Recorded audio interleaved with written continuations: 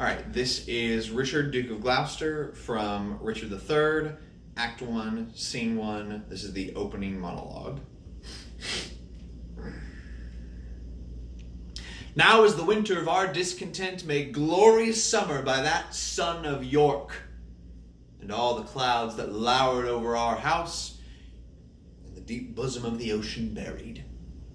Now are our brows bound with victorious wreaths, our bruised arms hung up for monuments, our stern alarums changed to merry meetings, our dreadful marches to delightful measures. Grim-visaged war has smoothed his wrinkled front, and now, instead of mounting barbed steeds to fright the souls of fearful adversaries, he capers nimbly in a lady's bedchamber to the lascivious pleasing of a lute.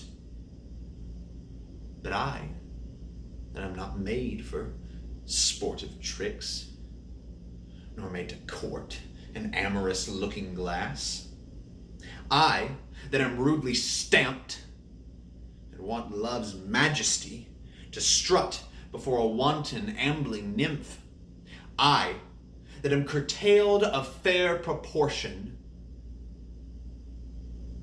cheated by dissembling nature, deformed, unfinished,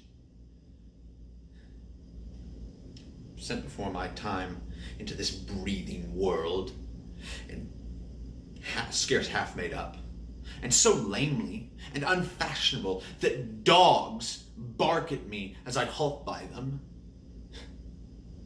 Why, I, in this weak, piping time of peace, have no delight to pass away the time, unless to spy my shadow in the sun, and descant on mine own deformity.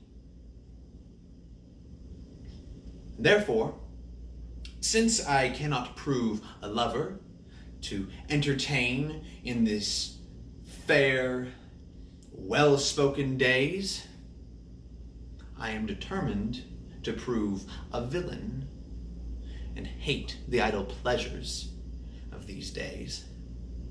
Plots have I laid, inductions dangerous, by drunken prophecies, libels, and dreams, to set my brother Clarence and the king in deadly hate one against the other.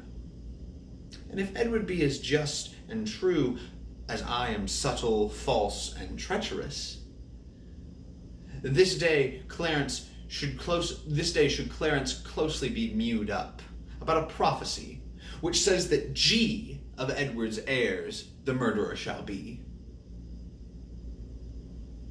Dive, thoughts, into my soul. Here Clarence comes.